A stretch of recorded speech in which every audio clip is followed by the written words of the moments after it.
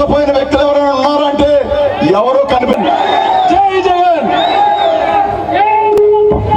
ఇచ్చేసిన అందరికీ రెండు చేతుల ధన్యవాదాలు. విప్పు శ్రీకాంత్ రెడ్డి గారికి అదేవిధంగా చేస్తూ ప్రమాణం చేసి తెలియజేస్తున్నా.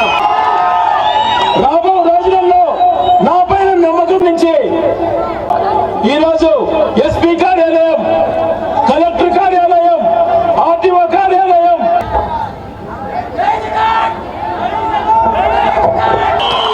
ఈరోజు ఈ భారతదేశంలో ఎంతో మంది ముఖ్యమంత్రులు దళితులు అయ్యారు, మైనారిటీలు అయ్యారు, బీసీలు అయ్యారు. కానీ ఏ రాష్ట్ర ముఖ్యమంత్రి కూడా మన ముఖ్యమంత్రి జగన్ అన్న లాగా ధైర్యంగా నా బీసీలు, నా మైనారిటీలు, నా ఎస్సీలు, ఎస్సీలు అని చెప్పిన ఏకైక ముఖ్యమంత్రి మన జగన్మోహన్ రెడ్డి గారు మాత్రమే తెలియజేస్తా ఉన్నాను.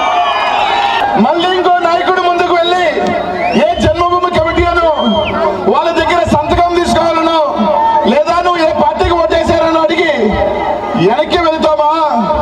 లేకపోతే మా బిడ్డ ఉన్నాడు, మా అన్న ఉన్నాడు, మా తమ్ముడు ఉన్నాడు, జగన్ అన్న ఉన్నాడు, మా కోరి 2024లో జగన్ అన్నకి ఓటు వేసుకొని మళ్ళీ ముఖ్యమంత్రి చేసుకుందామా? ఆలోచన మాత్రం మీరు చేయండి అని చెప్పి తెలియజేస్తా ఉన్నా. ఈరోజు తెలుగుదేశం కానీ పవన్ కళ్యాణ్ కానీ ఒకటే చెప్తా ఉన్నారు, మేము వచ్చిన తర్వాత మొట్టమొదటి చేయబోయే పని ఏంటంటే వాలంటీర్ని పెరిగి పారేస్తాం. ఆ పార్టీలు అయితే నా అక్క, నా చెల్లి, నా అమ్మ, మా అన్న, మా తమ్ముడు ఎవరి దగ్గర తెలియాల్సిన అవసరం లేదు. నిజంగా అర్హులైతే నేరుగా వాళ్ళ ఇంటికే పథకం ఇస్తానని చెప్పిన జగన్ అన్నని గెలిపించుకుంటామో ఆలోచన మాత్రమే చేయండి అని తెలియజేస్తా ఉన్నా. జగన్ అన్నని రేపు 2024లో మన భుజ స్కంధాల మీద మోసి 2024లో ఫ్యాన్ గుర్తు మీద మనం బటన్ నొక్కితే ఫ్యాన్ జెండా, వైఎస్ఆర్ కాంగ్రెస్ పార్టీ జెండా మళ్ళీ మన ముఖ్యమంత్రి జగన్ అన్నని ఇప్పుడు తెలియజేస్తా ఉన్నా. ఈ రోజు ఆ తెలుగుదేశం పార్టీ లేదా దత్తపుత్రుడు పార్టీ సన్నాసులు ఒకటే చెప్తా ఉన్నా, మేము పనికిరానని తీసివేసిన వాళ్ళని ఏరుకొని మీరెంత పెద్ద సన్నాసి పార్టీ అని చెప్పి ఈ రోజు ఈ రాష్ట్ర ప్రజలు అడుగుతా ఉన్నారు.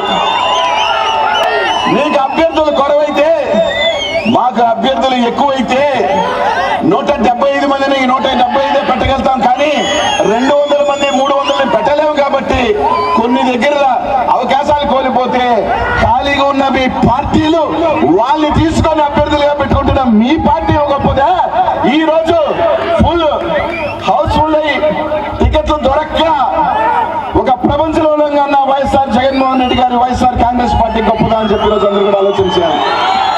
మీరు ఎన్ని నాటకాలు వేసినా, ఎన్ని కుట్రలు పడినా, రేపు రాబోయే ఎన్నికల్లో ఎన్ని మంది ఎదవ ఛానళ్లు కలిసి వచ్చినా జగన్ అన్న ఎంట్రుకు కూడా పీకలేరని చెప్పి రోజు అందరికీ కూడా తెలియజేస్తారు. ఈ బీసీలు, మైనార్టీలు, ఎస్సీ ఎస్టీలు అండగా ఉన్నంత మాత్రం జగన్ అన్నని ఏమీ కూడా ఈ రాష్ట్రంలో ముఖ్యమంత్రి కాకుండా ఎవడు కూడా ఆపలేడు. రేపు రాబోయే ఎన్నికల్లో జగన్ అన్నకి సైనికుడిగా మొట్టమొదటి రోజు నుంచి అండగా ఉన్న మీ శాసనసభ్యుడు రాయచోటి శ్రీకాంత్ అని ఎలాగో ఈ నియోజకవర్గంలో ఎప్పుడు కూడా మెజారిటీ వాళ్ళ సంఖ్యలో ఉంటుంది. 40,000 50,000 మెజారిటీ రాయచోటి శ్రీకాంత్ అన్నకి ఇస్తారు. దాంట్లో ఎటువంటి అత్యశక్తి లేదు. కానీ 2024లో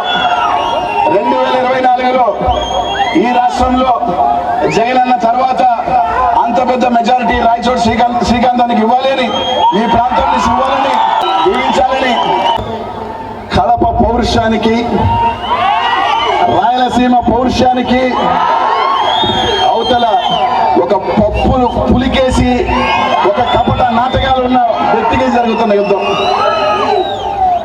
ఈరోజు జగన్ అన్న చేసిన పోరాటం భారతదేశం సైతం ఉనికిచ్చే నాయకుల్ని ఉనికిస్తే, అబ్బను లోపలేస్తే అబ్బకు అండుగుండగా ఢిల్లీ బారిపోయిన వ్యక్తి ఈరోజు జగన్ అన్న గురించి మాట్లాడుతున్నాడు అంటే అంతకన్నా దరిద్రం ఇంకోటి లేదు.